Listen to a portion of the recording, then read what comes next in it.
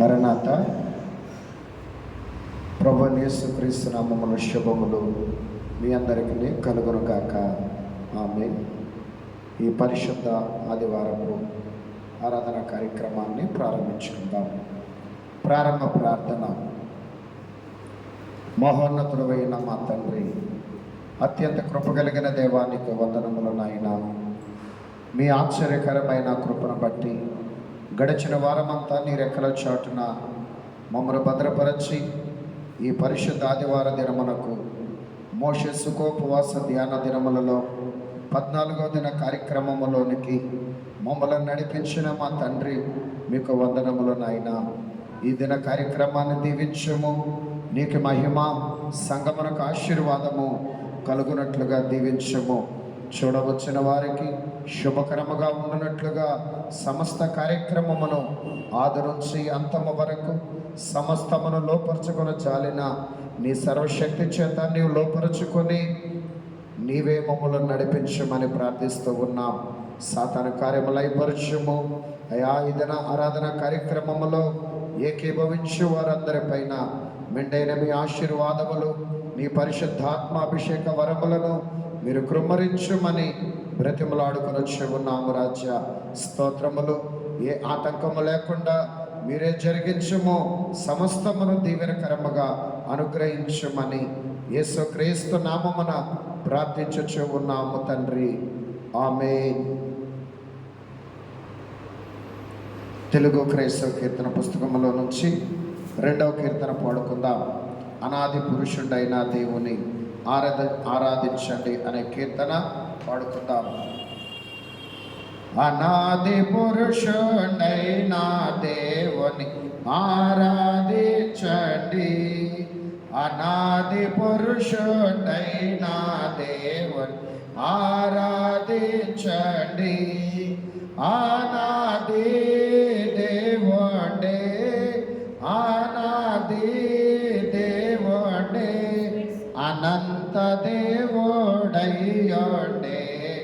అనాదిని అనంత దేవుడయ్యోడే.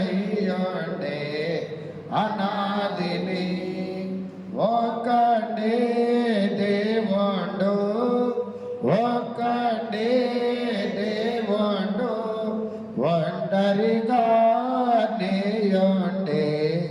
అనాదిని ఒంటరిగా నీయుండే.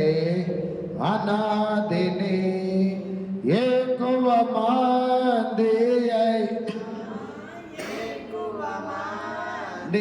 అయినా ఎవరిని గొల్వవలెనో తెలియదు ఆందోళం. ఎవరిని గొల్వవలెనో తెలియదు ఆందోళం.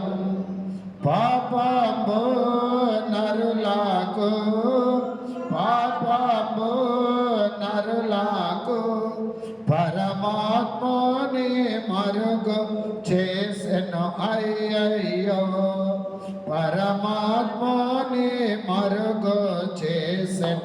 అయ్యయ్యో, పాపులందు చేత, పాపులందు చేత పలువిధ దేవుళ్ళను కప్పించిరి విచార. పలువిధ దేవుళ్ళను కప్పించిరి విచార. అనాది పురుషుడైన దేవుని ఆరాధించండి. ఒక కీర్తన పాడుకుందాం.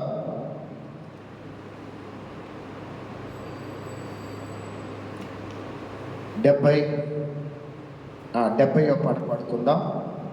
జయము కీర్తనలు జయ శబ్దముతో అనే పాట 70వ పాట పాడుకుందాం.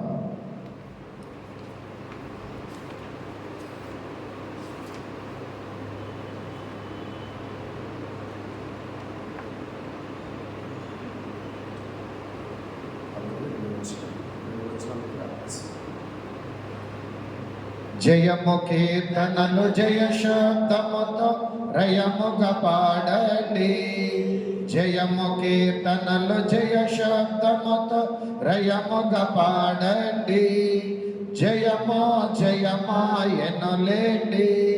జయమే క్రీస్తుని చరిత్ర ఎంతట జయమే మరణమున గోడ జయమే నిత్యమును సద్విలాస్.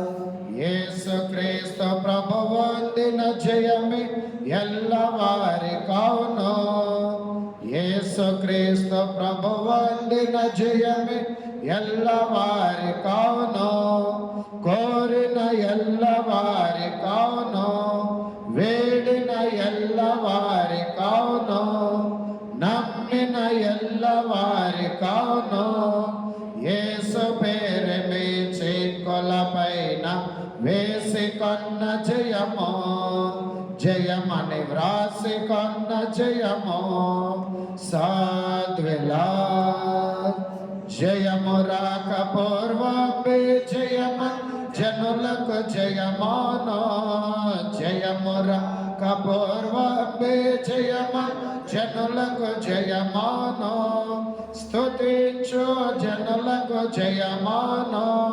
స్మరించు జనులకు జయమానో. ప్రకటించు జనులకు జయమానో. జయము జయమని కలవరించిన జయమే బ్రతుకెల్లా. ఇక నప జయ పదమే కల్లా సద్విలాస్. అక్షయ దేహ. ఆంధ్ర క్రైస్తవ కీర్తనలో నుంచి 394వ పాట. ఆంధ్ర క్రైస్తవ కీర్తన పుస్తకంలో నుంచి 394వ పాట పాడుకుందాం. ఎందుకే చింతించదవు నా డెందమా నీ కందమా అనే పాట పాడుకుందాం. ఎందుకే చింతించదవు నా డెందమా నీ కందమా. ఎందుకే చింతించదవు నా డెందమా నీ కందమా. ఇందాక రక్షించినవా ఇకను నిన్ను విడువబోడు. ఎందుకే చింతించదవు నా డెందమా నీ కందమా. తొల్లి నేను నరించినటి దోషమెంతో ఎరసి చూడు. చల్ల చెదరి పరచేదరిని చెయ్యి చాపి పట్టినాడు. అల్లుకొని నాని దేర్గుణము లనగద్రోకి వేసినాడు. తల్లడిల్ల జేయోని శత్రువుల దరిమి ప్రోచినాడు. వల్లగాదన్నాడు నేడు వద్దు సందేహంబులు వీడు. వల్లగాదన్నాడు నేడు వద్దు సందేహంబులు వీడు. ఎందుకే చింతించదవు నా డెందమా నీ కందమా. తల ఎత్తరాని చోట గళాలేచి నిలిపినాడు. తల ఎత్తరాని చోట గళాలేచి నిలిపినాడు. పలుమారు నీ ఆకరలో తెలిసి అందించినాడు. ఫలహీనమప్పుడు నీకుని నిర్భయమీయ వచ్చెడు వాడు. పలు విధంబులగు బాధల భారదోలి వేసినాడు. నెలవెప్పుడు లేదన్నాడా నీతోనిక సరి అన్నాడా. నెలవెప్పుడు లేదన్నాడా నీతోనిక సరి అన్నాడా. ఎందుకే చింతించదవు నా డెందమా నీ కందమా. దేవుని వాక్యమును చదువుకుందాం. ఈ దినము కొరకు దేవుని వాక్యము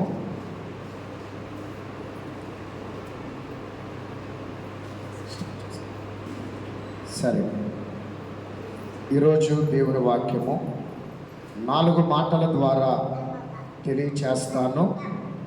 ప్రతి ఒక్కరూ కూడా జాగ్రత్తగా గమనించడానికి ప్రయత్నం చేయండి. మొదటి మాట జనము, జనము. రెండవ మాట జలము. మొదటి మాట జనము, రెండవ మాట జలము, మూడవ మాట జగడము, నాలుగవ మాట జయము. ఈ 4 మాటలను ఈ దినమున ధ్యానం చేసుకుందాం. జనము, జలము, జగడము, జయము. ప్రియమైనటువంటి దేవుని బిడ్డలారా, ఈ 4 మాటలను ధ్యానం చేసుకుందాం. జాగ్రత్తగా గమనించండి. మన ప్రభువును రక్షకుడునైన యేసుక్రీస్తు ప్రభుని నామములో కృపా సమాధానములు మీ అందరికీ మెండుగా కలుగును గాక. ఆమేన్. మనల్ని ప్రేమించుచు తన రక్తం వలన మన పాపముల నుండి మనల్ని విడిపించిన వానికి మహిమయు ప్రభావములు యుగ యుగములు కలుగును గాక. ఆమేన్. నిర్గమకాండము 1వ అధ్యాయం నుంచి ధ్యానములు జరిగించుకొనుచున్నాం. ఈ మోషే సుఖోపవాస ధ్యానములలో మరి యొక్క 14వ అధ్యాయంలో మనం గమనించినప్పుడు ఈ 4 మాటల యొక్క నెరవేర్పును మనము చూస్తూ ఉన్నాము. ఈ 4 మాటలలో నుంచి ఈ 14వ అధ్యాయంలో నుంచి ఆ దినమున దేవుడు ఇశ్రాయేలుల జీవితంలో చేసిన కార్యములలో నుంచి నేటి కాల మనకు అవసరమైన విషయములను పరిశుద్ధాత్మ సహాయము చేత ధ్యానము చేసుకుందాం. మొదటిగా జనము. మరి 13వ అధ్యాయములో ఈ 14వ అధ్యాయంలో చూసినప్పుడు దేవుడు తన కొరకు జనమును ఏర్పాటు చేసుకున్నాడు.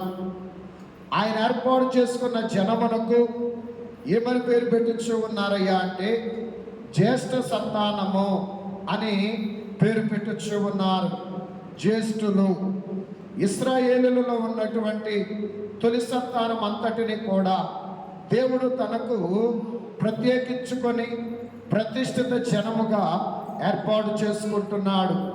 ఈ భూలోకం అంతటిలో కూడా దేవుడు ఇశ్రాయేలులైన వారిని అనగా మూలపితరులుగా ఉన్న ఆదాము గారు, నోవాహు గారు, అబ్రహాము గారు, ఇస్సాకు గారు, యాకోబు గారు, యాకోబు గారిలో నుండి వచ్చిన 12 మంది కుమారులను దేవుడు ఈ లోకము నుంచి ఆయన ప్రత్యేకించుకొని ప్రతిష్ఠిత జనముగా ఏర్పాటు చేసుకున్నాడు.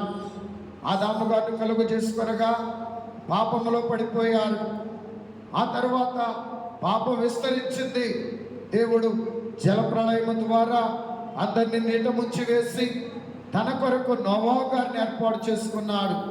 నోవా గారి ద్వారా వచ్చిన జనమును దీవించి విస్తరింప చేశారు. ఆ జనము కూడా దైవ మార్గము నుంచి తప్పిపోగా దేవుడు కల్దీల ప్రాంతములో నుంచి అబ్రహాము గారిని పిలుచుకొని అబ్రహాము గారిని ఏర్పాటు చేసుకున్నారు. అబ్రహాము గర్భవాసముల నుంచి వచ్చిన ఇస్సాకు గారిని, ఇస్సాకు గారిలో నుంచి వచ్చిన పెద్ద కుమారుడు ఏశావుని దేవుడు ఏర్పాటు చేసుకోలేదు, కానీ చిన్న కుమారుడని యాకోబు గారిని ఏర్పాటు చేసుకున్నాడు. యాకోబు గారిని దీవించి 12 మంది కుమారులనిచ్చి వారిని 12 గోత్రకర్తలుగా ఆశీర్వదించినట్లుగా చూస్తూ ఉన్నాం.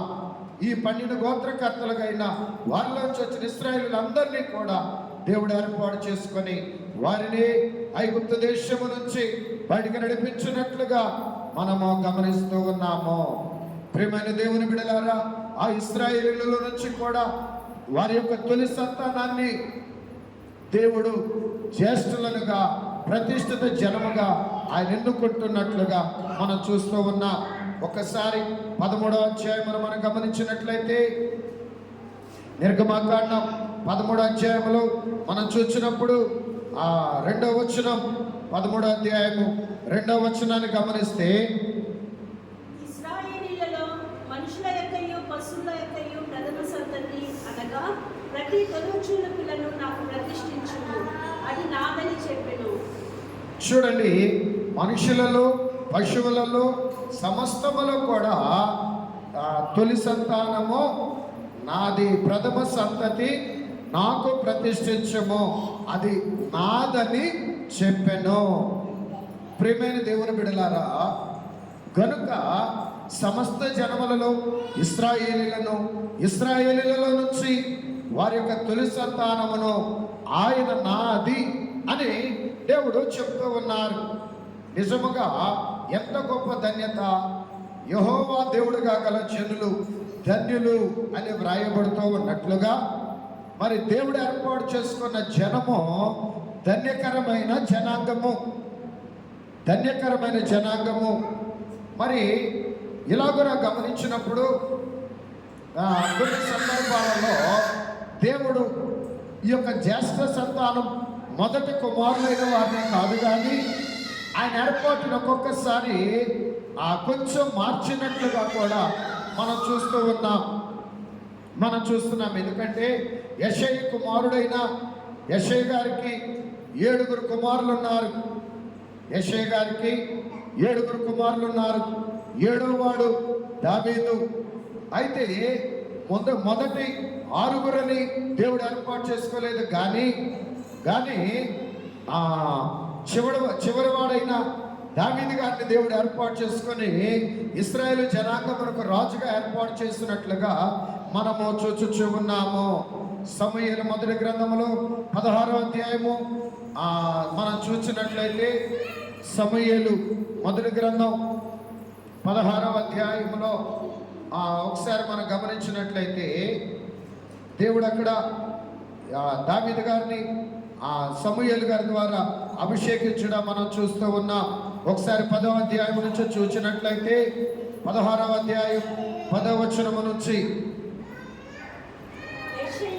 తన 7 కుమారులను సమూయేలు ఎదుటికి పిలువగా, సమూయేలు యెహోవా వీరిని కోరుకొనలేదని చెప్పి, నీ కుమారులందరూ ఇక్కడ ఉన్నారా అని యెషయను అడగగా, అతడు ఇంకను కడసరి వాడున్నాడు, అయితే వాడు గొర్రెలను కాయించున్నాడని చెప్పి, అందుకు సమూయేలు, నీవు వారిని పిలవనంపించుము, అతడి ఇక్కడికి వచ్చి వరకు మనం కూర్చుందామని యెషయతో చెప్పగా, అతడు వారిని పిలవనంపించి లోపలికి తోడుకొని వచ్చాడు.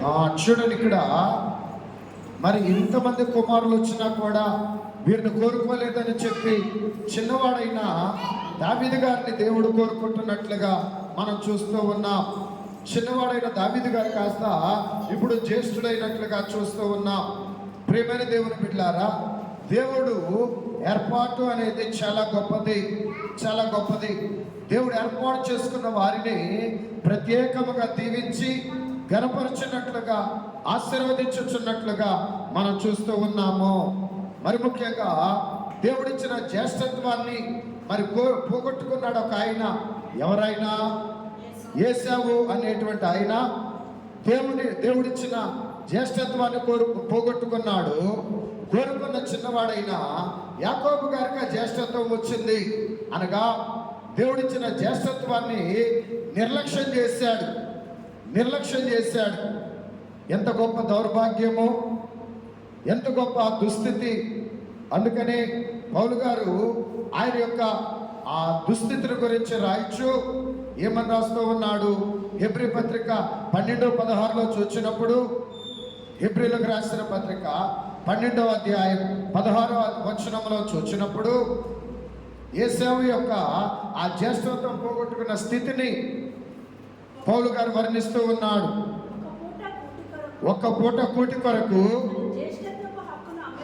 తన జ్యేష్ఠత్వపు హక్కును అమ్మివేసిన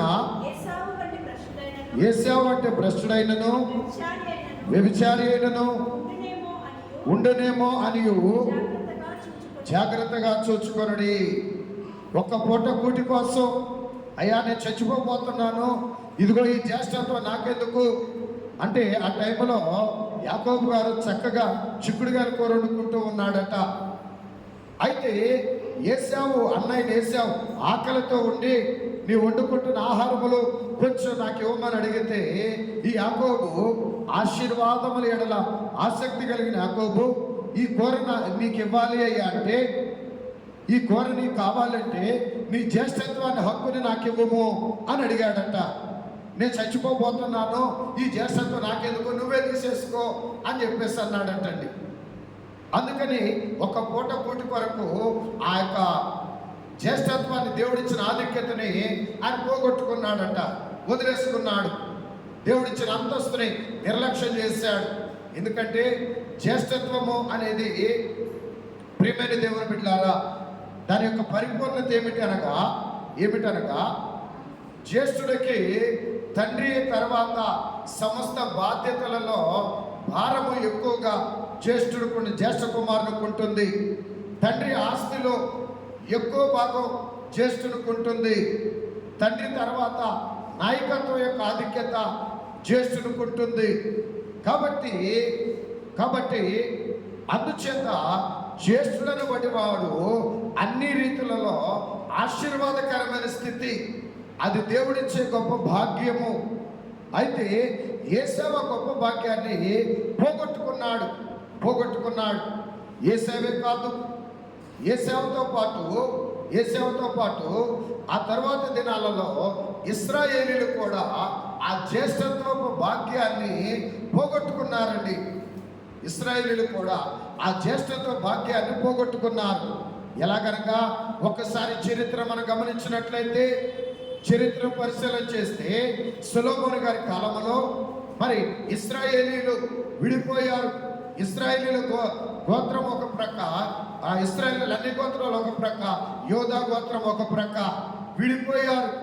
ఎందుకంటే ఇశ్రాయేలీలు చాలా మంది విగ్రహారాధికులుగా మారిపోయి దేవుని విడిచిపెట్టి నామకార్థమైన స్థితిలోనికి వెళ్ళటం బట్టి ఆ యొక్క ఆధిక్యతను పోగొట్టుకున్నారు. యూదులకు మరి దేవుని జనాంగంగా ఉంటున్నారు. యూదులు దేవుని జనాంగంగా ఉన్నారు.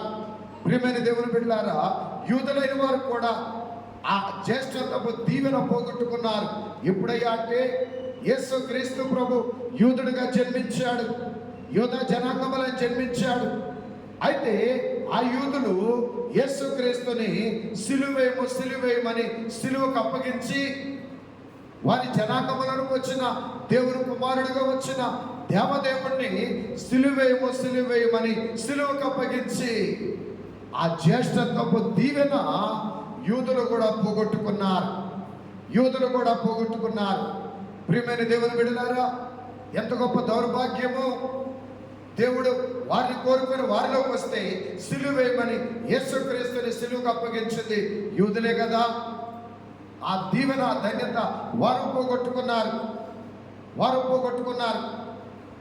అయితే ఆ జ్యేష్ఠత్వం అనే ధన్యత మరి ఎవరికి వచ్చింది అంటే, క్రీస్తునందు విశ్వాసం ఉంచిన క్రైస్తవులైన వారికి ఆ జ్యేష్ఠత్వము అనేటువంటి ఆధిక్యత ప్రభువు ఇచ్చారు. ఎవరైతే క్రీస్తునందు విశ్వాసం ఉంచారో, ఎవరైతే క్రీస్తు మీద ఆనుకున్నారో, వారికి ఆ దేవుని జనాంగంగా, దేవుని బిడ్డలుగా, దేవుని యొక్క వారసులుగా ఉండే భాగ్యాన్ని దేవుడు వారికి ఇచ్చారు. అయితే దౌర్భాగ్యం ఏంటంటే, క్రైస్తవులు కూడా క్రీస్తు మీద ఆనుకోకుండా, క్రీస్తు మీద ఆధారపడకుండా, క్రీస్తు బిడలమని చెప్పుకుంటూ లోక మార్గంలోనికి వెళ్ళి క్రైస్తవులైన వారు కూడా ఆ జ్యేష్ఠులుగా ఉండి ఆ భాగ్యాన్ని పోగొట్టుకున్నారు, ఆ ధన్యతను పోగొట్టుకున్నారు. మరి క్రైస్తవులు పోగొట్టుకున్నప్పుడు మరి ఇప్పుడు ఎవరికి వచ్చింది ఆ జ్యేష్ఠత్వము? ఎవరికి వచ్చింది ఆ జ్యేష్ఠత్వం అనే దీవెన? ఎందుకంటే జ్యేష్ఠులు అనబడేవారు శ్రేష్ఠులు. ఆ శ్రేష్టమైన భాగ్యాన్ని క్రైస్తవులు కూడా నేడు దినమున శాఖోపశాఖలుగా చీలిపోయి మిషన్లు బట్టి, కులములను బట్టి శాఖోపశాఖలుగా చీలిపోయారు క్రైస్తవులు కూడా. మరి ఇప్పుడు దేవుని దృష్టిలో జ్యేష్ఠులెవరు అని ఆలోచన చేస్తే, ఆ జ్యేష్ఠత్వ భాగ్యాన్ని దేవుడు ఎవరికి ఇచ్చారయ్యా అంటే, ఆయన అంతరంగంలో నుంచి వచ్చిన బైబిల్ మిషన్ ద్వారా ఎవరైతే ఆయన అంతరంగ ఏర్పాటుని గౌరవించి ఆయన అంతరంగ ఏర్పాటుని గ్రహించి ఎవరైతే ఆ బైబిల్ మిషన్ను స్వీకరిస్తూ ఉన్నారో, ఆ బైబిల్ మిషన్లో చేరుతూ ఉన్నారో, బైబిల్ మిషన్ వారుగా ఎవరైతే నిలవబడుతున్నారో వారు నేటి దినములలో జ్యేష్ఠ సంతానముగా దేవుడు ఆశీర్వదిస్తూ ఉన్నారు. అంటే మిగిలిన మిషన్ వారు జ్యేష్ఠులు కాదా? మిగిలిన మిషన్ వారు కాదా అంటే ఎవరిని నేను తృణీకరించట్లేదండి, ఎవరిని నేను తక్కువ చేయట్లా. అయితే బైబిల్ మిషన్ గురించి ప్రత్యేకంగా చెప్పడానికి కారణం ఏంటంటే దేవుడు బయలుపరిచినది కనుక, ఆయన అంతరంగంలో నుంచి వచ్చినది కనుక. గమనించండి, లోకములో ఎన్నో సంఘముల మిషన్లు ఉంటూ ఉన్నాయి. అయితే ఎంతమంది చెప్పగలుగుతూ ఉన్నారు? ఎంతమంది చెప్పగలుగుతున్నారు దేవుడు బయలుపరిచినది, ఇదిగో ఈ మిషన్ దేవుడు బయలుపరిచినది అని ఎంతమంది చెప్పగలుగుతూ ఉన్నారు? ఎంతమంది చెప్పగలుగుతున్నారు ధైర్యంగా?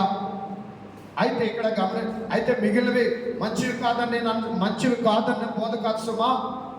దైవజనులు దైవ సేవకులైన వారు దేవుడు వారికి ఇచ్చిన తలంపును బట్టి ఒక మిషన్ పేరు ఏర్పాటు చేసుకొని ఆ పేరును దీవించమని ప్రభువుని అడిగి ప్రార్థన చేసి ఏర్పాటు చేసుకున్న మిషన్లు దేవుడు వాటిని దీవిస్తూనే ఉన్నారు, అయితే బైబిల్ మిషన్ యొక్క ప్రత్యేకత ఏమిటనగా మిషన్ ఏర్పాటు చేయాలని దైవజనులకు తలంపులు లేదు, దైవజనులకు ఆలోచనలు లేదు.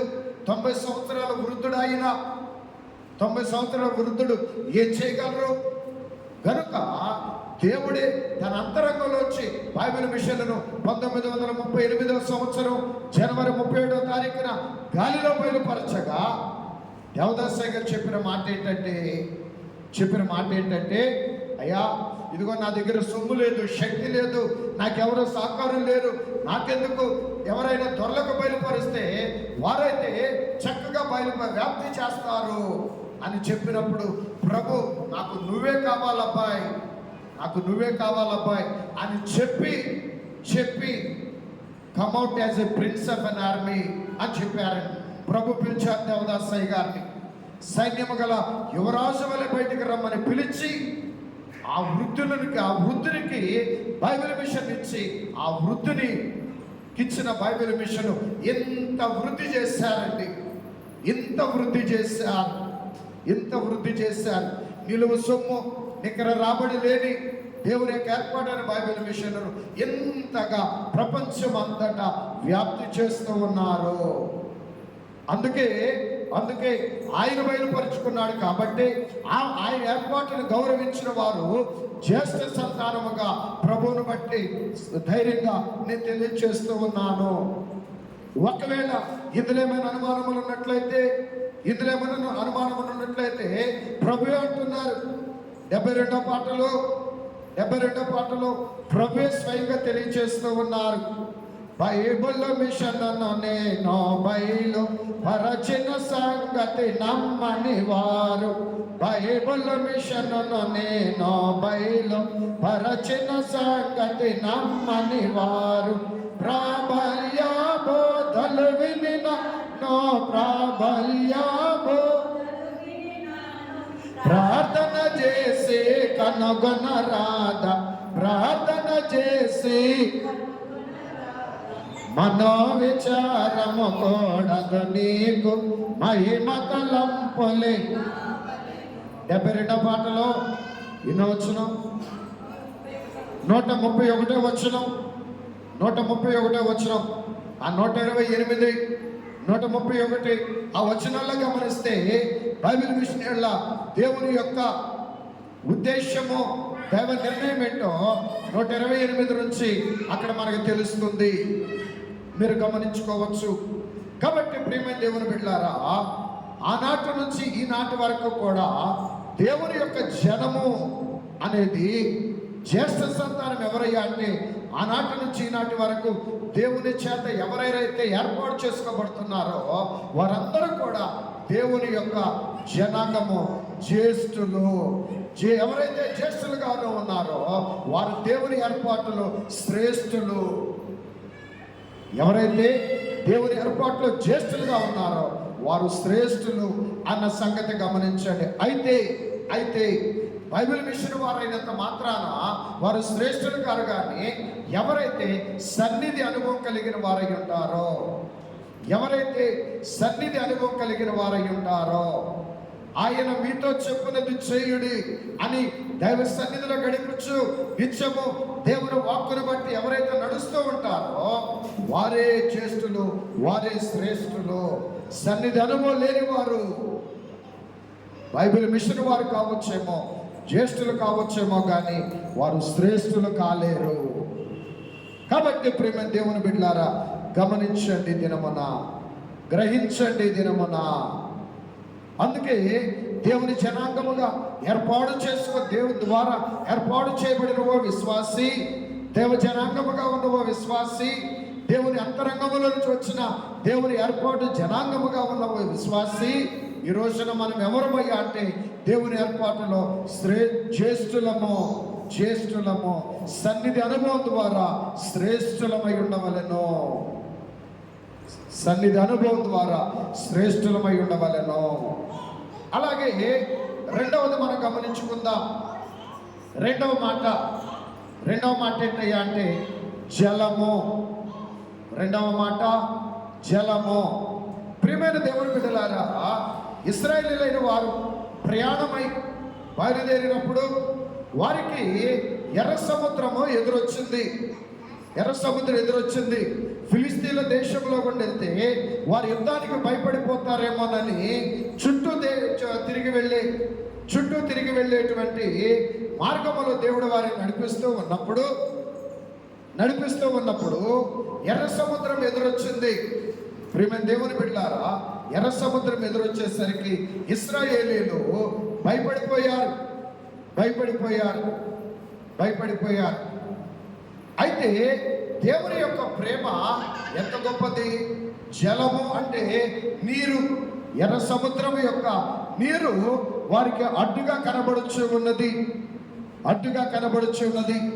మానవ జ్ఞానానికి సముద్రము ఒక అడ్డు, మానవ జ్ఞానానికి సముద్రం ఒక ఆటంకం.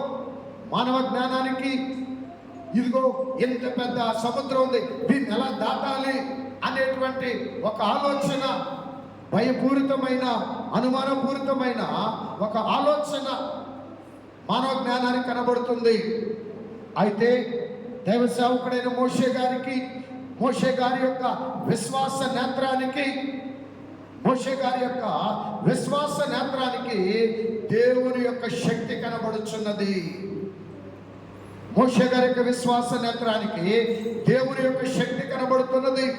అందుకనే మోషే గారు ఏమంటున్నాడు ప్రజలతో, చూడండి, నిర్గమకాండం 14వ అధ్యాయంలో 13వ వచనాన్ని మనం గమనించినట్లయితే, నిర్గమకాండము 14వ అధ్యాయము 13వ వచనాన్ని మనం గమనిస్తే, అందుకు మోషే, భయపడకుడి, యెహోవా మీకు నేడు కలుగుజేయ రక్షణను మీరు ఊరక నిలుచుండే చూడుడి.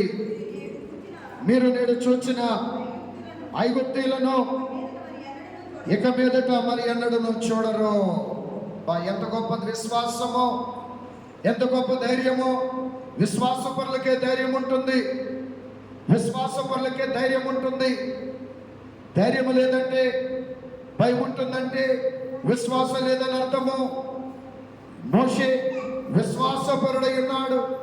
ఐగుప్తు దేశంలో దేవుడు చేసిన అద్భుత కార్యములను చూసి దేవుని యందు విశ్వాసము కలిగి విశ్వాసమును బట్టి ధైర్యముగా ఉంటున్నాడు మోషే గారు.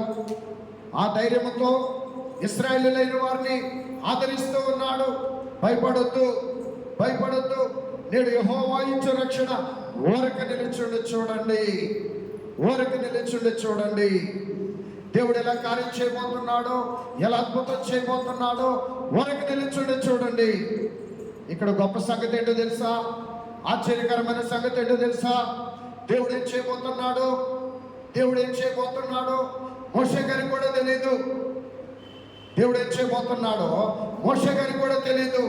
కానీ మోషే గారి విశ్వాసము యెహోవా రక్షించబోతున్నాడు, ఆయన అద్భుతం చేయబోతున్నాడు, మీరు ఊరికి నిలిచి చూడండి అని అని మోషే గారు మాట్లాడుతున్నారు. ఎంత గొప్ప విశ్వాసము, ఎంత గొప్ప ధైర్యం. అందుకే ఇందాక చెప్పినట్లుగా విశ్వాసం ఉంటే ధైర్యం ఉంటుంది, విశ్వాసం ఉంటే ధైర్యం ఉంటుంది. కాబట్టి ప్రియమైనటువంటి దేవుని జనాంగమా మనం ఈ రోజున విశ్వాసం కలిగి ధైర్యంగా ఉండాలి. అయితే ఇప్పుడు మన రెండో మాట జలం అంటే నీరు. మరి ఇప్పుడు అంత ఎర్ర సముద్రం, మరి అంత నీరు, ఏం జరుగుద్ది ఇక్కడ? ఏం జరుగుద్ది, ఎలా జరుగుద్ది అని ఆలోచన చేసినప్పుడు ఇక్కడ నీరును మనం గమనిస్తే మనకు ఎలాగ ఉపయోగపడుతుంది? ఒకటి, శుద్ధి కొరకు నీరు ఉపయోగపడుతుంది, శుద్ధి కొరకు. రెండవది, మన దప్పిక తీర్చుకోవడానికి నీరు ఉపయోగపడుతుంది. అలాగే ఇంకా అనేకమైన అవసరతల కొరకు నీరు ఉపయోగపడుతుంది. ఒక విధంగా చెప్పాలంటే నీరు లేకపోతే మనకి జీవమే లేదు, నీరు లేకపోతే మనకి జీవమే లేదు. గత 3 రోజుల నుంచి ఢిల్లీ ప్రాంతంలో మరి మేము ఉంటున్న ఈ పాలం, మహవేర్ ఎన్క్లేవ్, జనక్పురి ఈ చుట్టుపక్కల ప్రాంతాల్లో 3 దినాల నుంచి నీరు లేదు. 3 దినాల నుంచి నీరు లేదు. నీటి కోసం ప్రజలు అల్లాడిపోతూ ఉన్నారు. గత దినాలలో, గత 2 వారాల క్రితం చూసినప్పుడు కరోల్బాగ్ ఆ ప్రాంతాల్లో నీరు లేదు. ఆ ముందు ఒక నెల వెనక్కి వెళితే గీతా కాలనీ ఆ ప్రాంతాలలో నీరు లేదు. ఢిల్లీలో నీరు కొరత వస్తూ ఉన్నది, నీటి కొరత వస్తూ ఉంది. నీటి కోసం ప్రజలు ఎంతగానో ఇబ్బందులు పడుచున్నారు. ఎప్పుడు బయటికి రానోళ్ళు కూడా ఇళ్లలో నుంచి బయటకు వస్తూ ఉన్నారు నీటి కోసం. ఎందుకంటే నీరు లేకపోతే మానవ మనుగడే కష్టము కనుక. నీరు లేకపోతే మానవ మనుగడే కష్టము. ఉదయం లేచింది మొదలుకొని సాయంత్రం పడుకునేంత వరకు నీరు చాలా అవసరము. రాత్రి కాలంలోనైనా ఆహారం తినగానే మధ్యలో లేచి నీరు త్రాగుతాం కనుక నీరు లేకపోతే మానవ జీవితానికి మనుగడ లేదు అన్న సంగతి మనం గమనించాలి. కనుక మన జీవితం అంతట్లో నీరు ఎంతో ప్రాముఖ్యమైనది. అయితే ఇప్పుడు ఆ నీరు వారికి ఆటంకంగా ఉంది. ప్రియమైన దేవుని బిడ్డలారా, గొప్ప సంగతి ఏంటంటే సృష్టిలో ఆయన కలుగు చేసుకున్న మానవుడు దేవునికి లోబడట్లేదు, కానీ సృష్టిలో సమస్తము దేవునికి లోబడుతున్నాయి. అందులో భాగంగానే ఈ నీరు దేవునికి లోబడుతుంది. ఈ నీరు దేవుని మాటను గౌరవిస్తుంది. ఎప్పుడైతే నీటికి దేవుని ద్వారా అందిన సిగ్నల్, ఎర్ర సముద్రంలో ఉన్న నీటికి దేవుని ద్వారా అందిన సిగ్నల్ ఏంటా సిగ్నల్ అయ్యా అంటే ఎలాగందింది? నిర్గమకాండం 14వ అధ్యాయము 16వ వచనం, నీవు నీ కర్రను ఎత్తి సముద్రం వైపు నీ చేయి చాపి దాన్ని పాయలుగా చేయుము. అప్పుడు ఇశ్రాయేలీలు సముద్రం మధ్యను ఆరిన నేలను నడిచిపోవదురు. నీవు నీ కర్రనెత్తి ఆ సముద్రం వైపు చేయి చాపమన్నప్పుడు దేవుడు మోషే గారికి ఆజ్ఞాపించగా మోషే తన చేయి కర్ర తీసుకొని ఎప్పుడైతే సముద్రం నీటిని కొట్టాడో దైవ సేవకుడి యొక్క మాటని, అలాగే దేవుని యొక్క ఆజ్ఞని నీరు గౌరవిస్తుంది. ఈ జలము దేవుని మాటను గౌరవిస్తున్నది. జలము ఈ నీరు దేవుని మాటను గౌరవిస్తూ ఉన్నాయి. అలాగే దైవ సేవకుడి మాటను గౌరవిస్తూ ఉన్నాయి. ఎప్పుడైతే ఆయన ఆ కర్రెత్తి ఆ నీటిని కొట్టాడో ఏమైపోతున్నాయి? నీరు పాయలైపోతున్నాయి. ఆ నీరు పాయలైపోతున్నాయి, రెండు పాయలుగా మారిపోతున్నాయి. అందుకనే గొప్ప సంగతి ఏంటంటే నీరు దేవునికి లోబడుతుంది. నీరు దేవుని మాటను గౌరవించి ఆ నీరు దేవునికి లోబడుతుంది. అందుకే నేను ఇలా చెప్పాను, సృష్టిలో ఉన్న అన్ని సృష్టికర్తకు లోబడుతున్నాయి. నీరు కూడా దేవునికి లోబడుతున్నట్లుగా మనం గమనించవలసిన వారమై ఉన్నాము. ఇక్కడ ఆ ఎర్ర సముద్రం నీటిని గురించి దైవజనుడు దేవదాసయ్య గారు చెప్పిన మాట ఏంటంటే, ఓ జలమా నా జనం వస్తున్నారు, ఒత్తిగిల్లుము అని చెప్పినట్లుగా ప్రభు నీటికి చెప్పినట్లుగా ఏమని చెప్పారండి? ఓ జలమా నా జనం వస్తున్నారు, నీ ఒత్తిగిల్లుము అంటే అడ్డు తప్పుగా చెప్పినప్పుడు నీరు ఎప్పుడైతే మోషే గారు కర్రతో కొట్టారో నీరు 2 పాయలుగా అయిపోయి అటు ఇటు గోడలుగా మారిపోయిందట. అటు ఇటు నీరు గోడలుగా మారిపోయిందట. అప్పుడు ఇశ్రాయేలీలు ఆరిన నేల మీద నడిచెళ్ళారు. చూడండి, ఆ 29వ వచనం చదవండి. 14వ అధ్యాయం 29వ వచనం నిర్గమకాండంలో, అయితే ఇశ్రాయేలీలు ఆరిన నేలను సముద్రం మధ్యనున్నప్పుడు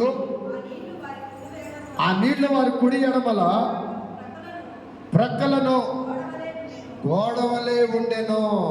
చూడండి, ఏమనాలి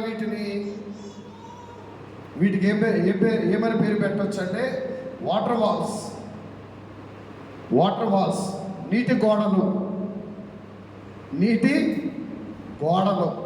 వాటర్ వాల్స్.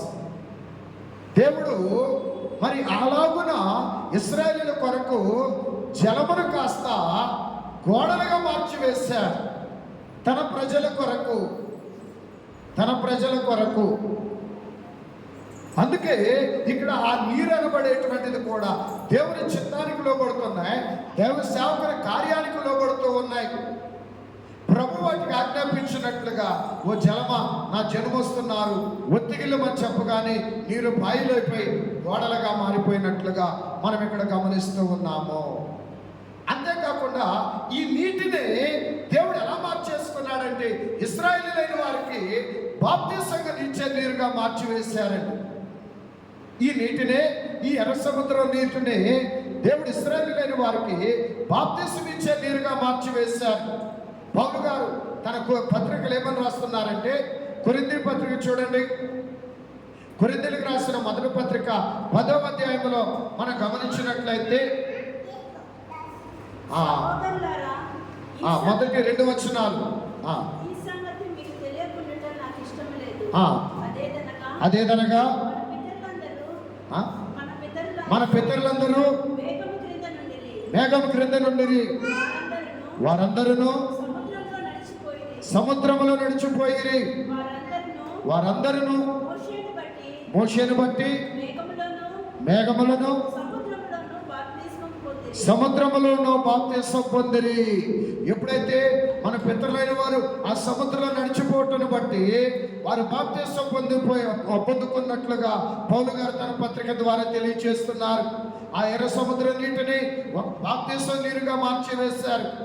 వారికి రక్షణ కలగడానికి ఆ ఎర్ర సముద్ర నీటిని ఒక బాప్తిస సాధనంగా ఆ సముద్ర నీటిని మార్చివేసినట్లుగా ఆ నీటిని ఒకటి వారు నడిచి వెళ్ళడానికి, దైవ చిత్తానికి లోబడడానికి, దేవుని మాటను గౌరవించడానికి వారికి బాప్తిసం ఇచ్చే నీరుగా ఆ ఎర్ర సముద్ర నీటిని దేవుడు మార్చివేశారు.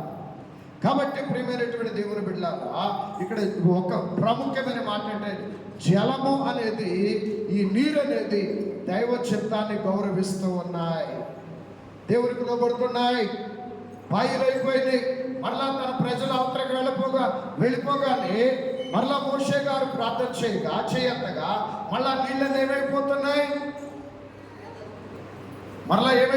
చూడండి. ఒకసారి మనం గమనించినట్లయితే 26వ వచనం 14-26, అంతలో యెహోవా మోషేతో ఐగుప్తుల మీదకి, వారి రథముల మీదకి, రోతుల మీదకి నీళ్లు తిరిగి వచ్చినట్లు సముద్రం మీద నీ చెయ్యి చాపమనెను. మోషే సముద్రం మీద తన చెయ్యి చాపగా ప్రొద్దుపడిచినప్పుడు సముద్రం అధిక బలముతో తిరిగి పొర్లెను. కనుక ఐగుప్తులు అది చూసి వెనుకకు పారిపోయిరి. ప్రియమైన దేవుని బిడ్డలారా, ఇదిగో చూడండి, ఎంతసేపు తన ప్రజలు వెళ్ళే వరకు నీళ్ళని ఆగమంటే ఆగినాయి. తన ప్రజలందరూ మరలా బయటగా ఆ సముద్రం దాటిపోగానే మరలా దేవుడు ఆజ్ఞాపించగా మోషే తన చేయి చాపగా నీళ్ళన్నీ తిరిగి ఆ బలముతో, అధిక బలముతో పొర్లుకుంటూ వచ్చి నీళ్ళన్నీ కలిసిపోయినాయి.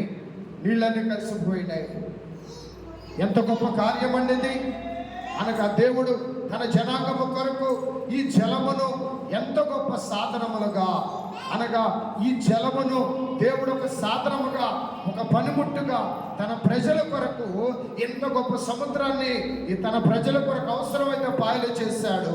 అలాగే మరలా కలిపివేశాడు. కనుక జలము కూడా దేవుని ఏర్పాట్లో ఒక సాధనం, దేవుని పరిచర్యలో ఈ జలం ఒక సాధనం. తన ప్రజలను, దైవ జనాంగాన్ని ఈ యొక్క జలము ఎంత గౌరవిస్తున్నాయో చూడండి. దేవుని జనాంగాన్నేమో ఈ జలము గౌరవిస్తున్నాయి. దైవ జనాంగము కానీ అన్య జనాంగాన్ని ఈ జలము ముంచి వేస్తున్నాయి. దేవుని జనాంగానికేమో స్వాగతం పలుకుతున్నాయి. దేవుని జనాంగానికి స్వాగతం పలుకుతున్నాయి. దైవ వ్యతిరేక జనము అన్ని జనములకు, దేవునికి లోబడిన జనాంగాన్నేమో ముంచి వేస్తున్నాయి. అనగా ఈ సృష్టి కూడా మన దేవుని బిడలంగా ఉంటే, దేవుని జనాంగం ఉంటే, ఆయన ఏర్పాటు చేసుకున్న జ్యేష్ఠ సంతానంగా మనం ఉంటే ఈ సృష్టి మనల్ని గౌరవిస్తుంది, ఘనపరుస్తుంది. మన దేవుని జనాంగంగా ఉండకపోతే సృష్టి మనమే తిరుగుబాటు చేస్తుంది. ఇక్కడ జలం అనేది దేవుని జనాంగాన్ని గౌరవిస్తూ ఉన్నది. దైవ వ్యతిరేక జనాంగాన్ని, దేవుని నిర్లక్ష్యం చేసిన జనాంగాన్నేమో నీట ముంచి వేస్తున్నట్లుగా మనం గమనించవలసిన వారమై ఉన్నాము. అలాగే మూడవదిగా మనం గమనించినట్లయితే ప్రియమైన దేవుని బిడ్డలారా, జగడము అంటే సహజంగా జగడము అనేది దేన్ని సూచిస్తుంది? తగాదాలని జగడం అంటాం. అయితే ఇక్కడ ఉపయోగించవలసిన మాట ఏంటంటే యుద్ధము రావాలి. ఈ యుద్ధమును నేనేమంటున్నానంటే జగడము అంటూ ఉన్నాను. యుద్ధము అనే మాటని నేను ఏమైనా ఉపయోగిస్తున్నానంటే జగడము. ప్రియమైన దేవుని బిడ్డలారా, ఇక్కడ ఎవరెవరికి జగడము అనగా ఇశ్రాయేలీలకి, ఐగుప్తీయులైన వారికి. మరి బహిరంగంగా కనబడుతుంది. కానీ ఇక్కడ ఇశ్రాయేలు పక్షముగా జగడమాడుతున్నవాడు, ఇశ్రాయేలు పక్షముగా యుద్ధము చేయించున్నవాడు ఎవరయ్యా అంటే దేవుడైన యెహోవా. ఇశ్రాయేలు పక్షంగా వాదం చేస్తున్నవాడు, లేదా ఇశ్రాయేలు పక్షంగా జగడమాడుతున్నవాడు, ఇశ్రాయేలు పక్షంగా యుద్ధం చేస్తున్నవాడు ఎవరయ్యా అంటే యెహోవా తండ్రి గారు. ఎందుకు ఈ విషయాన్ని ఎవరంటున్నారు అంటే ఫరో సైన్యమే సాక్ష్యం ఇస్తున్నాడు. ఫరో సేవకులు అంటున్నారు. ఏమంటున్నారు ఒకసారి చూద్దామండి. 14వ అధ్యాయము 25వ వచనం. 14వ అధ్యాయము 25వ వచనం.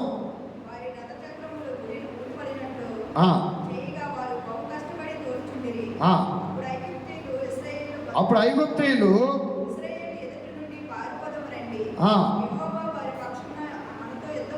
యెహోవా వారి పక్షమున మనతో యుద్ధము చేస్తున్నారని ఐగుప్తీయులు చెప్తున్నారండి. యెహోవా ఇశ్రాయేలు పక్షంగా మనతో యుద్ధం చేస్తున్నాడు. మనుషులైతే తట్టుకోవచ్చు, దేవుని ఎవరు తట్టుకోగలరు? సృష్టికర్తను ఎవరు తట్టుకోగలరు? అందుకే దైవజనులు రాస్తున్నారు, పరమా దేవుండే నా పక్షమయ్యుండగా నరుడేమి చేయగలడు?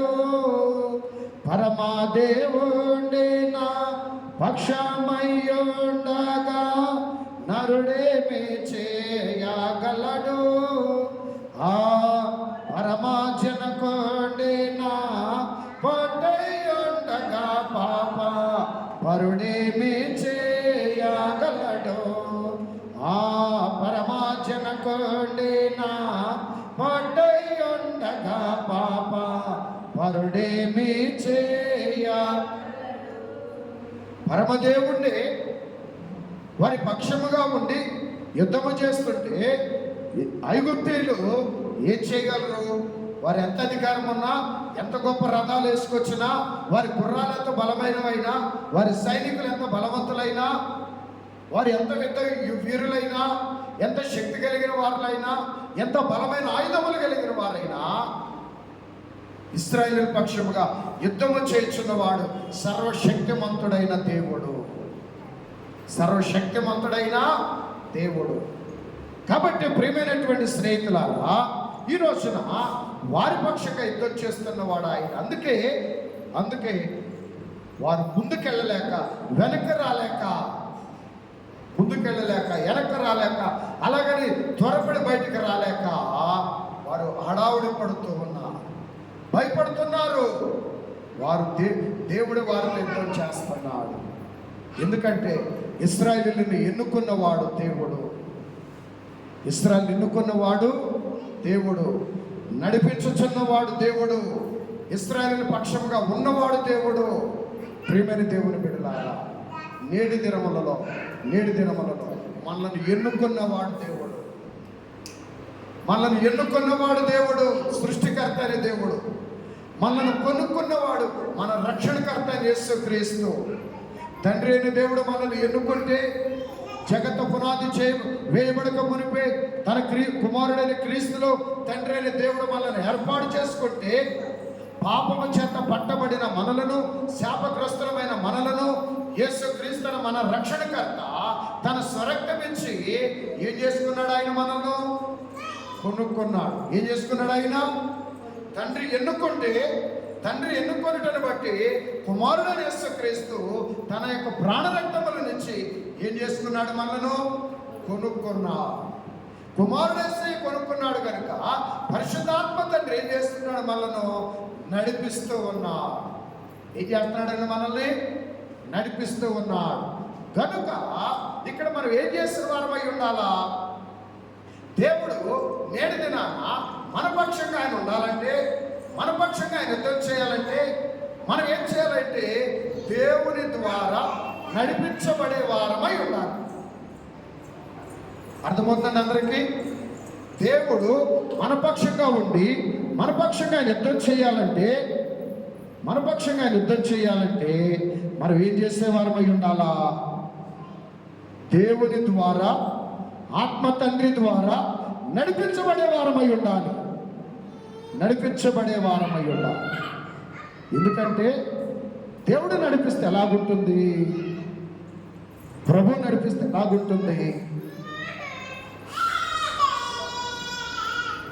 ఎలాగుంటుందంటే, ముంచివేసే సముద్రం పాయలైపోయి స్వాగతం పలుకుతుంది.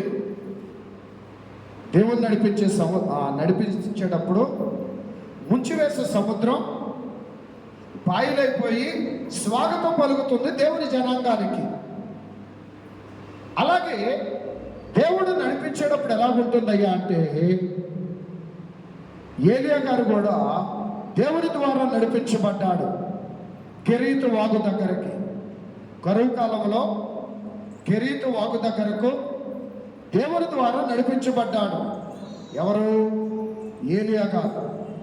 అక్కడ ఆహారం తన్నుకొని వెళ్ళే కాకులు ఆహారం తీసుకొని వచ్చి ఏలియా గారిని పోషించినాయి. కాబట్టి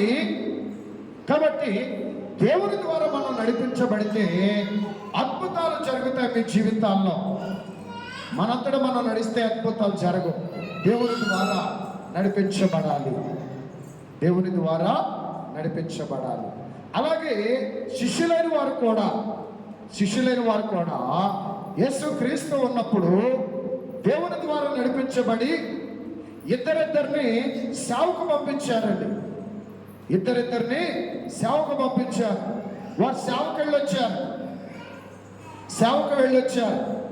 ఆ వెళ్ళొచ్చేటప్పుడు యేసు ప్రభు అడిగారు, మిమ్మల్ని ఏమి తీసుకొని వద్దన్నాను కదా, ఏమి తీసుకొని వెళ్ళొద్దన్నాను కదా, మీకేమైనా తక్కువైనయా అంటే అప్పుడు వారు ఇచ్చిన సాక్ష్యం ఏంటి? మాకేమీ తక్కువ కాలా, ఏమి తక్కువ కాలా అని సాక్ష్యం ఇచ్చు. దేవుని ద్వారా నడిపించబడితే ఏమీ తక్కువ ఉండదు. అలాగే మనం మొదట్లో చదువుకున్నాం, శిష్యులైన వారు యేసు ప్రభు చెప్పారు, ధోని కుడి ప్రక్కన వల వేయండి అన్నప్పుడు విస్తారమైన చేపలు పడ్డాయి. విస్తారమైన చేపలు 153 గొప్ప చేపలు పడ్డాయి. కాబట్టి ప్రియమైన దేవుని జనాంగమా, దేవుని ద్వారా నడిపించబడినప్పుడు, దేవుని మాటను బట్టి నడిచినప్పుడు అద్భుతాలు జరుగుతాయి. ఏ కొదువ కొరత ఉండదు.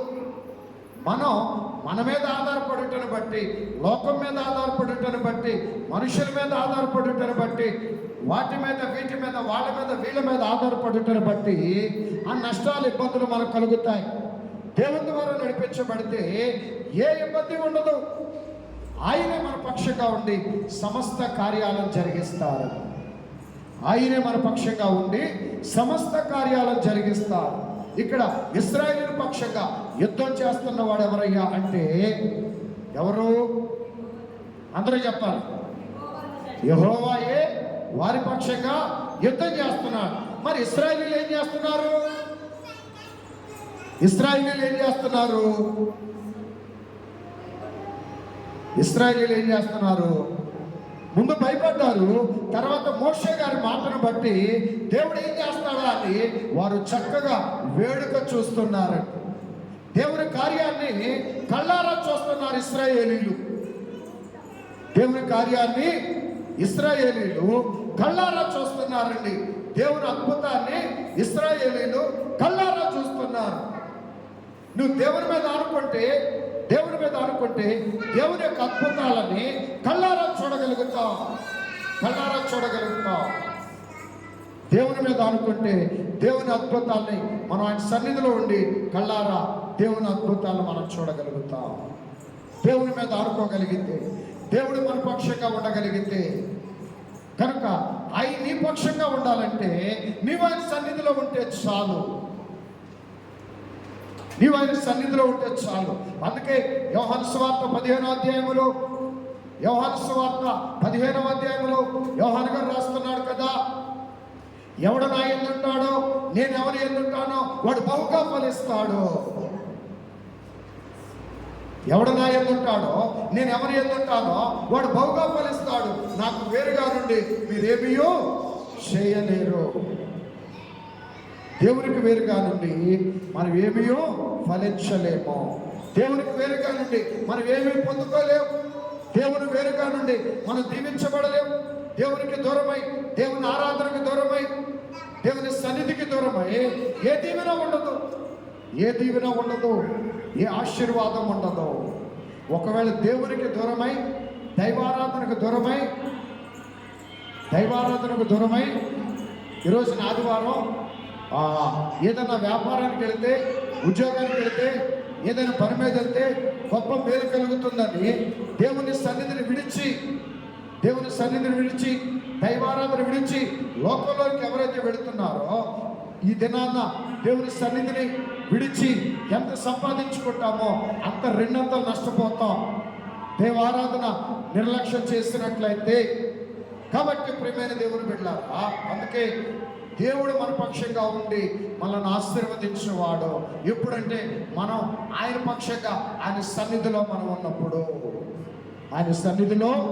మనం ఉన్నప్పుడు ఆయనే మన పక్షంగా ఉండి మన శత్రువైన సాతానుతో, మన శత్రువులతో, మన వ్యతిరేకులతో, మళ్ళీ చూసి అసూయపడేవారితో, మళ్ళీ చూసి ఈర్ష్యపడేవారితో ఆయనే మన పక్షంగా యుద్ధం చేస్తాడు.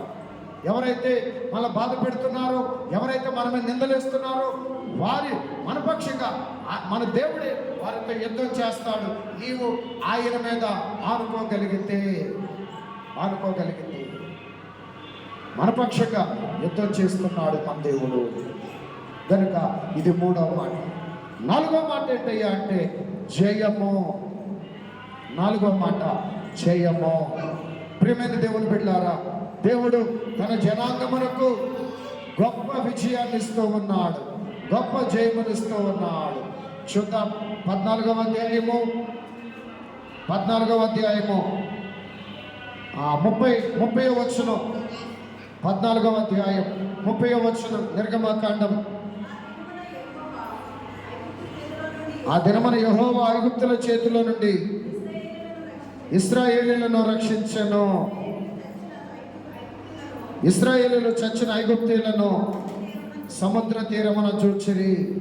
ప్రియమైన దేవుని బిడ్డలారా, చూడండి ఇక్కడ ఇశ్రాయేలీయులు కలిగిన గొప్ప జయము. ముందుగా ఎర్ర సముద్రం దగ్గర ఎదురైనప్పుడు వెనక ఐగుప్తు సైన్యము తరుముతూ ఉన్నారు. అప్పుడు ఇశ్రాయేలీయులు భయపడిపోయి వారి విశ్వాసం కాస్త అవిశ్వాసంగా మారిపోయారు. ఎన్నో కార్యాలు చూచి విశ్వాసం కలిగిన వారు కాస్త ఎదురు ఎర్ర సముద్రం వెనక ఐగుప్తు సైన్యాన్ని చూచి అవిశ్వాసులుగా మారిపోయారండి. అవిశ్వాసులుగా మారిపోయి ఏమంటున్నారో చూడండి ఒకసారి. 14వ అధ్యాయంలో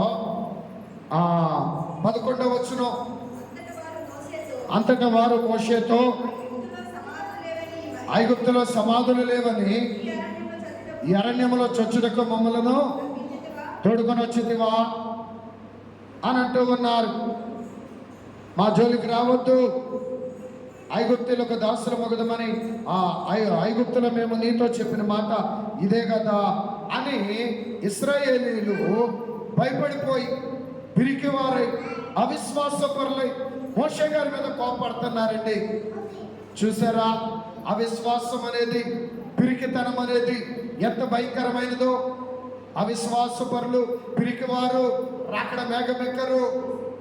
అవిశ్వాసపరులు, పిరికివారు రాకడ మేఘమెక్కరు. కాబట్టి ప్రియమైన దేవుని ఎందుకంటే విశ్వాసులుగా మన జీవితాల్లో అవిశ్వాసం రాకూడదు, పిరికితనం రాకూడదు. ఏ శ్రమ ఎలాగున్నా, ఏ శోధన ఎలాగున్నా అన్నింటి నుంచి విడిపించే దేవుడు మనకున్నాడు.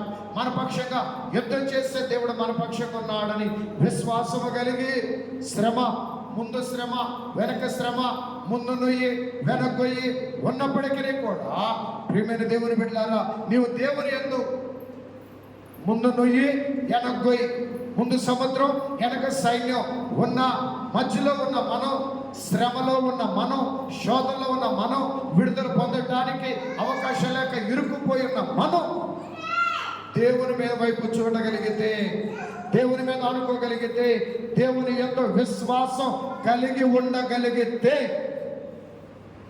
దేవుని యొక్క గొప్ప మహిమను చూస్తాం. గొప్ప ఆశ్చర్య కార్యాన్ని మనం చూడగలుగుతాము. గొప్ప ఆశ్చర్య కార్యాన్ని మనం చూడగలుగుతాము. ప్రియమైన దేవుని బిడ్డలారా, అయితే ఇశ్రాయేలీయులు అలాగ ఉండకుండా ఏం చేశారు? వారు భయపడిపోతూ ఉన్నారు, భయపడిపోయి తిరుగుబాటు చేస్తూ ఉన్నారు. అయ్యా, మా జోలికి రావద్దు, ఎందుకు మమ్మల్ని బాధ పెడతావు, అయినా మమ్మల్ని ఎందుకు తీసుకొచ్చావు అని మోషే గారిని తిరుగుబాటు చేస్తున్నారు. భయము, అవిశ్వాసము, తిరుగుబాటుతనం దేవుని యొక్క కృపకు, దేవుని ఆశీర్వాదానికి మనను దూరం చేస్తాయి. కాబట్టి ప్రియమైన దేవుని బిడ్డలారా, అందుకే అవిశ్వాసము, భయము, తిరుగుబాటుతనం ఎప్పుడు మన దరిదాపులకు రానియొద్దు. అటువంటి స్థితిలో ఉన్న ఒక్క మాట చెప్పి నేను ముగిస్తాను. ఇశ్రాయేలీయులు దేవునిని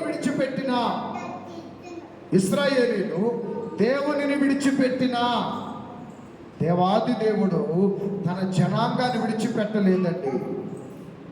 దేవాది దేవుడు తన జనాంగాన్ని విడిచిపెట్టలా. అందుకే ఇంత మనం ఆరంభంలో పాట పాడుకున్నాం. ఎందుకే చింతించెదవో నా దెందమా నీ కందమా, ఎందుకే చింతించెదవో నా దెందమా నీ కందమా, ఇందాక రక్షించినవా ఇకను నిన్ను విడువాబోడు, ఇందాక రక్షించినవా ఇకను నిన్ను విడువబోడు. ఎందుకే చింతించెదవు నా బెందమాని గంధమా. ఎందుకు చింతిస్తావు?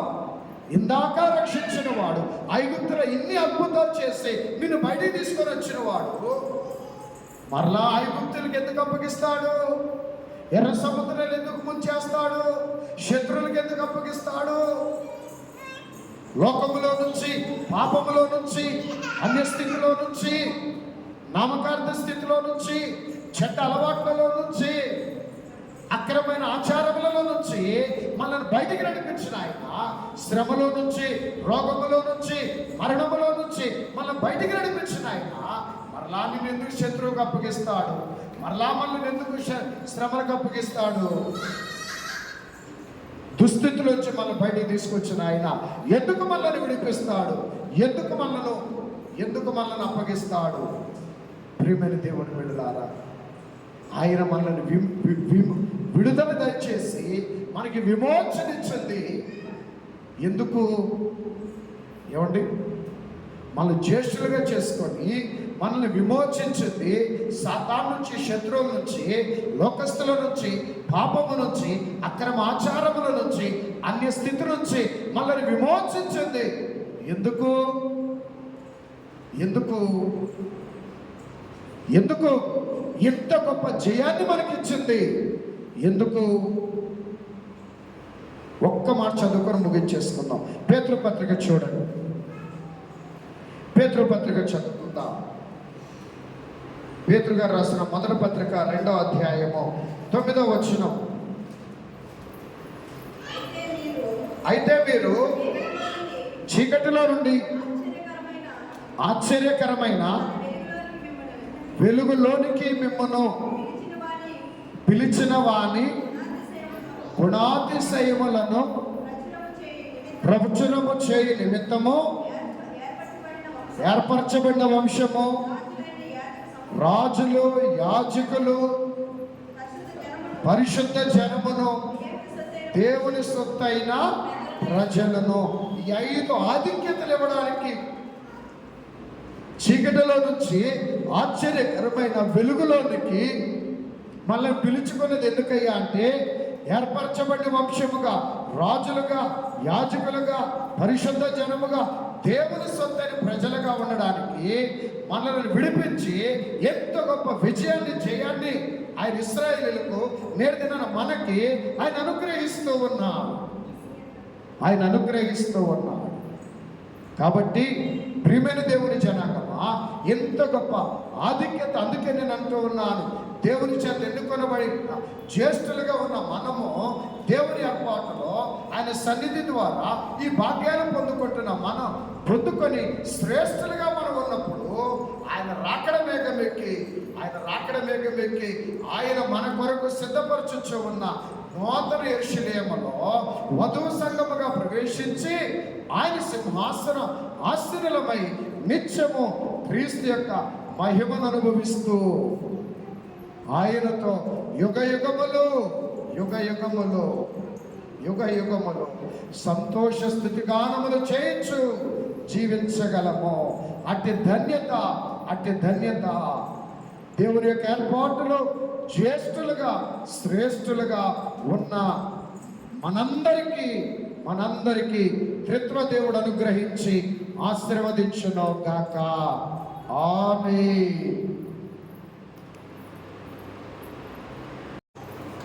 మహోన్నతుడైన మా తండ్రి, మిక్కిలి కృప కలిగిన దేవానికి వందనములు.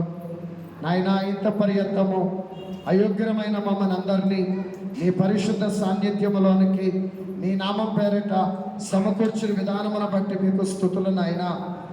ఈ మోషేస్ సుఖోపవాస ధ్యానముల ద్వారా ఈ 14వ అధ్యాయములో ఉన్న సంగతులను ఈ ఆరాధన దినమున వాక్య సందేశముగా ధ్యానము చేసుకోవడానికి మాకిచ్చిన తరుణమును బట్టి స్తుతులు, స్తోత్రములు మా తండ్రి.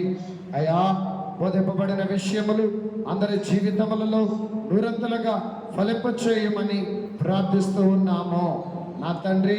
ఇదిగో నాయన, ఆ దినములలో ఇశ్రాయేలీలైన వారిని, ఆ తర్వాత యూదులైన వారిని క్రైస్తవులైన వారిని నేటి దినమున బైబిల్ మిషన్ జనాంగమును నీ జ్యేష్ఠ సంతానముగా చేసుకున్న మహోన్నతుడా స్తోత్రములు నాయనా. ఇదిగో నీ జ్యేష్ఠ సంతానాన్ని నీ సన్నిధి ద్వారా శ్రేష్ఠులుగా మార్చుకొని నీ మహిమ రాకడకు ఆయత్తపరుచుకొనుచున్న నీ కృప కొరకై వందనములు మా తండ్రి. ఇదిగో నాయనా, ఏకీభవించిన నీ బిడ్డలను దీవించండి, వారి మనో ప్రార్థనలకు నెరవేర్పు దయచేయండి నాయన. నీ బిడ్డల ఉద్దేశములు, ఉద్యోగములు, ప్రయాణములు సమస్తములో నీ ఆశీర్వాదం ఉంచండి. ప్రయత్నములను విజయము దయచేయమని అడుగుచూ ఉన్నాము. ఆదివార దిన ఆరాధన ఆశీర్వాదములు నాయనా, నీ పునరుద్ధాన మహిమ దీవెనలు, నీ పునరుద్ధాన శక్తి నీవే మా పక్షముగా ఉండి పరిపూర్ణమైన విజయము మాకు అనుగ్రహించుచున్న తండ్రి మీకు వందనములు. అలాగనే అనారోగ్యవంతులుగా ఉన్న ఇదిగో నీ బిడ్డలకు బలమైన స్వస్థత దయచేయండి తండ్రి. అనారోగ్యముగా ఉన్నప్పటికీ నీ ఆరాధన నిర్లక్ష్యము చేయక నీ సన్నిధిలో అడుగుపెట్టిన అయా నీ కుమారుణ్ణి దీవించుము, పరిపూర్ణ స్వస్థత అనుగ్రహించి ఆరోగ్యముతో బలపరచుమని ప్రార్థిస్తూ ఉన్నాము. స్తోత్రములు నాయనా. అదేవిధంగా మా తండ్రి దేవా, ఇదిగో నాయన వాక్యములో ఉన్న నీ సారాంశమును సంపూర్ణముగా మేము అర్థం చేసుకొని వాక్యముతో నింపబడి నీ కొరకు శక్తివంతులమై నీ పక్షముగా జీవించగలుగునట్లుగా సహాయము దయచేయండి దేవా. నీవు మా పక్షముగా ఉండునట్లు మేము నీ పక్షముగా ఉండే కృప దయచేయమని ప్రార్థిస్తూ ఉన్నాము. అదేవిధంగా మా తండ్రి అవసరతలలో ఉన్న బిడ్డలను ఆశీర్వదించండి. అనారోగ్యముతో ఉన్న వారికి స్వస్థత, ఇబ్బందుల్లో ఉన్న వారికి విడుదల, సమృద్ధి మీరు అనుగ్రహించమని ప్రార్థిస్తూ ఉన్నాము దేవా. ఇదిగో నాయనా, ఎవరి ప్రయత్నములలో అపజయము లేకుండా ఆశీర్వాదముతో నింపమని అడుగుచూ ఉన్నాము తండ్రి. స్తోత్రములు నాయనా. అదేవిధంగా మా తండ్రి ఇదిగో నా నీ సన్నిధానమునకు ఇదిగో నీ బిడ్డలను క్షేమముగా నేను తీసుకొని వచ్చారయ్యా. స్తోత్రములు. క్షేమముగా తిరిగి వారి వారి గృహములకు మీరు నడిపించమని ప్రార్థిస్తున్నాము. నీ బిడ్డల వాహనాల కాపుదల దయచేయండి. బిడ్డలైన వారు స్కూల్కి వెళ్ళొచ్చుచుండగా కాపుదల దయచేయండి. అదేవిధంగా మా తండ్రి మా బిడ్డలు విద్యావంతులుగా, ఉద్యోగస్తులుగా దీవించమని నాయన నీ ఎడల భయభక్తులు కలిగి, పరిశుద్ధ ప్రవర్తన, పరిశుద్ధ అలవాట్లు కలిగి నీకు తల్లిదండ్రులకు లోబడి జీవించున్నట్లుగా మా బిడ్డలని దయ చూపించండి. అలాగే యవనస్తులైన బిడ్డలను దీవించండి నాయనా. వారికి మంచి ప్రవర్తన, మంచి అలవాట్లు, మంచి లక్షణములు, మంచి నడవడిక, భక్తి జీవితము, ప్రార్థనా జీవితము, నీ ఆత్మ నింపుదల మా యవనస్తుల బిడ్డలకు దయచేయమని ప్రార్థిస్తూ ఉన్నామయ్యా. స్తోత్రములు, స్తోత్రములు, స్తోత్రములు. కనికరించండి. అదేవిధంగా మా తండ్రి తండ్రి తండ్రి దేవా, అందరి జీవితాలలో నీ ఆశీర్వాదం ఉంచండి. ప్రతి గృహములో నీ సన్నిధి ఉంచండి. సమాధానము, సమృద్ధిని దయచేయండి. ఆశీర్వాద, పునరుద్ధాన మహిమను ప్రతి ఒక్కరి జీవితాల్లో, కుటుంబాల్లో మీరు దయచేయండి. మా సంఘములో నూరంతల ఆశీర్వాద, అభివృద్ధి, సేవ విస్తరణ మీరు అనుగ్రహించమని ప్రార్థన చేస్తూ ఉన్నాము దేవా. అందరికీ మీరు కనబడండి, అందరితో మీరు మాట్లాడండి. నీ ఆత్మాభిషేక వరములతో దీవించుము, దీవించుము, దీవించుము. ప్రతి ఒక్కరిని మీరు అక్కడ మేఘములను కాగితపరచుము. మా దేశమును, దేశ నాయకులను, అన్ని రకాల ఉద్యోగస్తులను, వ్యాపారస్తులను, రెక్కల కష్టం చేసే వారిని దీవించండి. సేవా కార్యక్రమాలు జరిగించి వారిని ఆశీర్వదించండి. సోషల్ వెల్ఫేర్ కార్యక్రమాలు చేసే వారిని దీవించము. అందరికి తగిన సహాయము నీ ఆత్మ ప్రేరేపణ మీరు అనుగ్రహించమని ప్రార్థిస్తూ ఉన్నాం. ఈ దినమున నాయన నీ సాన్నిధ్యంలోనికి రాలేకపోయినా, ఈ పునరుద్ధాన మహిమ సన్నిధిలోనికి, ఈ ఆదివారం పండుగ దినములోనికి, నీ యొక్క మహిమ సాన్నిధ్యములోనికి రాలేకపోయినా నీ బిడ్డలను క్షమించము, క్షమించము, క్షమించము. నీ ఆరాధన నిర్లక్ష్యము చేయుట పాపమేనాయనా. అంటే పాప స్థితిలో ఉన్న వారిని క్షమించి క్షమించి నీ రాకడ ఆలస్యమైతే రాబో వారం వరకు నీ సన్నిధికి నడిపించి మీరే మహిమ పొందమని ప్రార్థిస్తూ ఉన్నాము. క్షేమాభివృద్ధిని ప్రతి ఒక్కరి జీవితంలో మీరు అనుగ్రహించి మీరు అక్కడ కాగితపరచుకోరమని యేసు క్రీస్తు నామమున ఈ మా ప్రార్థనా స్తుతులన్నీ సమర్పించి వేడుకొనుచున్నాము తండ్రి. ఆమేన్. పరలోకమందున్న మా తండ్రి, మీ నామ పరిశుద్ధపరచబడును గాక, మీ రాజ్యమందు వచ్చును గాక, నీ చిత్తం పరలోకమందు నెరవేర్చినట్లు భూమి యందు నెరవేరును గాక. మా దగ్గర ఆహారం నేడు మాకు దయచేయి. వాళ్ళ అపరాధం చేస్తున్న వారిని మేము క్షమించిన ప్రకారం మా అపరాధం క్షమించము. మమ్మల్ని శోధనలోని తేకాకీడు నుండి తప్పించము. రాజ్యము, శక్తి, మహిమ నిరంతరము మీరై ఉన్నారు తండ్రి. ఆమేన్. ప్రవేశ రక్తమునకు జై, అపవాదికులకు లై. ప్రవేశ రక్తమునకు జై, అపవాదికులకు లై. ప్రవేశ రక్తమునకు సంపూర్ణ విజయం, అపవాదికులకు అనంత నాశనం. హల్లెలూయా, హల్లెలూయా, హల్లెలూయా. స్తోత్రం, స్తోత్రం, స్తోత్రం. ఆమేన్, ఆమేన్, ఆమేన్. యెహోవా మిమ్మల్ని ఆశీర్వదించి కాపాడును గాక. యెహోవా మిమ్మల్ని ఆశీర్వదించి సమాధానము దయచేయును గాక. యెహోవా మిమ్మల్ని ఆశీర్వదించి తన సన్నిధి కాంతి మీపై ఉదయింపచేయును గాక.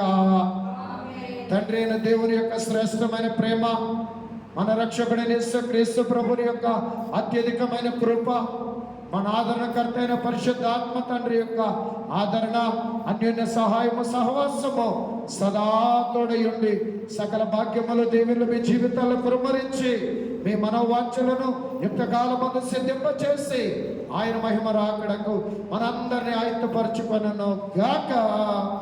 ఆమేన్. నీకును నీ సంగమునకు నిత్యమును జయము, జయము. నీకును నీ సంగమునకు నిత్యమును జయము, జయము. రక్షకానా వందనాలు, శ్రీ రక్షకానా వందనాలు. మరణాత. అందరికీ మరణాత.